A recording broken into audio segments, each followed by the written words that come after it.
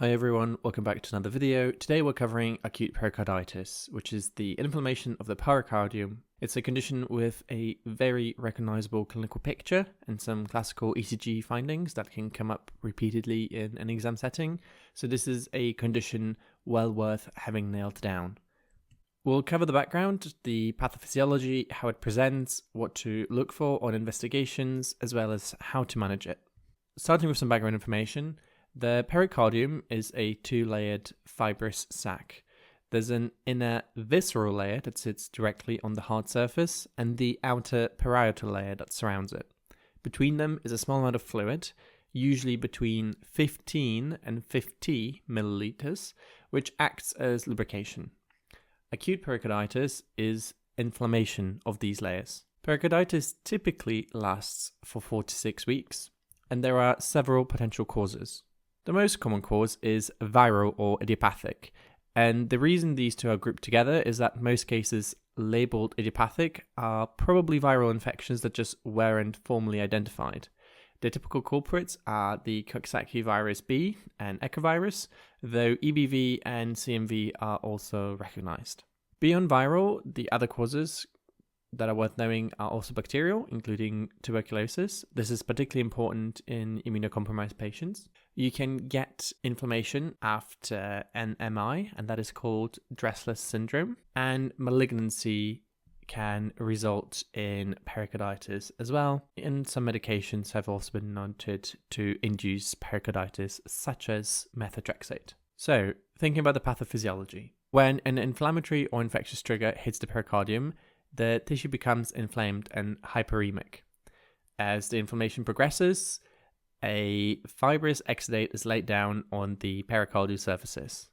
This fibrinous material is what creates the friction between the two layers as they move against each other with each heartbeat. And that friction is what produces both the chest pain and the pericardial friction rub you hear in auscultation. Systemically, their inflammatory response causes fever, raised inflammatory markers, and a feeling of general unwellness. If the exudate becomes large enough, or if the inflammation involves blood vessel damage, a pericardial effusion can develop. Fluid accumulates in the pericardial space. Small effusions are common and can be well tolerated. The danger comes if the effusion accumulates quickly, because even a relatively small volume of fluid can compress the heart if it builds up faster than the pericardium can stretch. That's called cardiac tamponade, which is a medical emergency. It's a complication rather than the acute presentation of pericarditis itself, but it's important to know about, and we'll come back to it when we talk about the signs. The cardinal symptoms of acute pericarditis include fever, dyspnea, and especially chest pain. The chest pain has a very specific character. It's pleuritic, meaning it's sharp and worse with inspiration as the pleura move against the inflamed pericardium. It's positional, meaning it's worse when lying flat and relieved by sitting forwards or leaning forwards. The mechanism there is that the leaning forwards physically separates the pericardial layers, reducing friction and therefore pain. On examinations, there are a couple signs to be aware of, but the key ones are tachycardia and the friction rub. This is a scratchy, high-pitched sound heard best with the patient sitting forward at an expiration using the diaphragm of the stethoscope at the left sternal edge. It's often described as sounding like leather, rubbing on leather, or like walking on fresh snow. It can be intermittent, present 1 hour and gone the next, so a negative finding itself doesn't exclude pericarditis. As mentioned previously, if you get someone who ends up in tamponade, you can get Beck's triad, which is muffled heart sounds, hypertension, and a raised JVP. So there are several investigations to consider, and the ECG is the most useful first-line investigation as it has a very characteristic pattern in acute pericarditis. So looking at an ECG here, the first is widespread or global saddle-shaped ST elevation, as you can see broadly here. This is different from the ST elevation you see in an ST elevation myocardial infarction, as in a STEMI, the ST elevation is localized to a specific territory, such as inferior, lateral, etc. And in here, the ST elevation affects most leads because the inflammation is diffuse.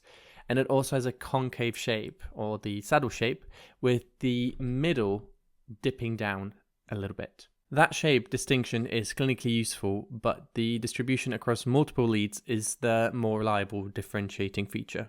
The second ECG change, and the most specific marker of pericarditis, is PR depression. So I've zoomed in on a portion of an ECG here, and this occurs because inflammation involves the atrial myocardium just beneath the pericardium, which alters the atrial repolarization.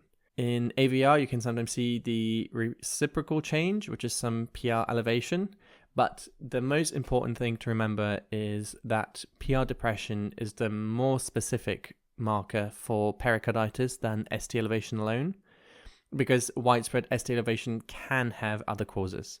For blood tests, it's important to request an FBC, where typically you'll see leukocytosis, as well as inflammatory markers, including CRP and ESR.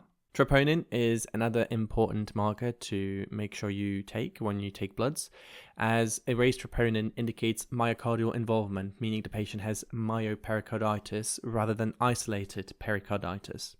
This changes the management because those patients need to be admitted and monitored. Other tests that you would consider are U&Es and TFTs to check for underlying causes like uremia, and if the patient is febrile, make sure to consider blood cultures. Echocardiography is used to assess for pericardial effusion and to evaluate cardiac function. You should always request an echo, especially if you're concerned about tamponade. And then there is a cardiac MRI, which is the most diagnostically useful investigation of the overall. It can confirm the diagnosis, map the extent of pericardial inflammation, and assess for myocarditis. However, it is not performed nearly as routinely as an echocardiogram would be. So for idiopathic or viral pericarditis, which is the majority of cases, typically we go for a combination of an NSAID plus colchicine. So NSAIDs, such as ibuprofen, reduce inflammation and pain, whereas colchicine helps reduce the risk of recurrence. Trials have shown that it can cut the recurrence rate roughly in half. A note on aspirin specifically: in post-MI pericarditis, also known as Dressler syndrome, aspirin is preferred over ibuprofen because it doesn't interfere with the cardiac healing process in the same way that other NSAIDs do. Activity restriction is really important and often underemphasized in management. Patients must avoid strenuous exercise for 3 months.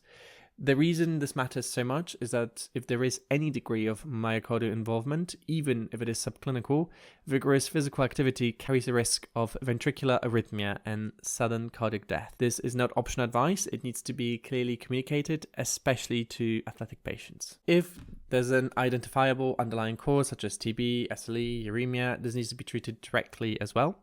Now, what patients do we want to get admitted?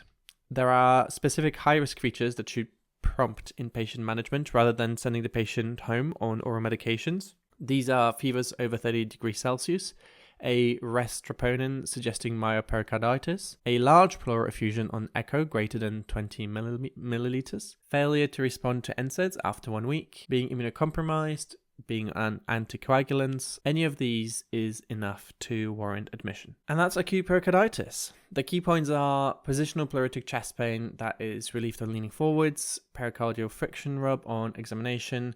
The ECG will show you widespread saddle-shaped ST elevation with PR depression, with the PR depression being the most specific finding. Cardiac MRI is most useful diagnostically, but is less routinely performed compared to an echo. And the treatment includes NSAIDs plus colchicine, and you need to avoid strenuous exercise for 3 months.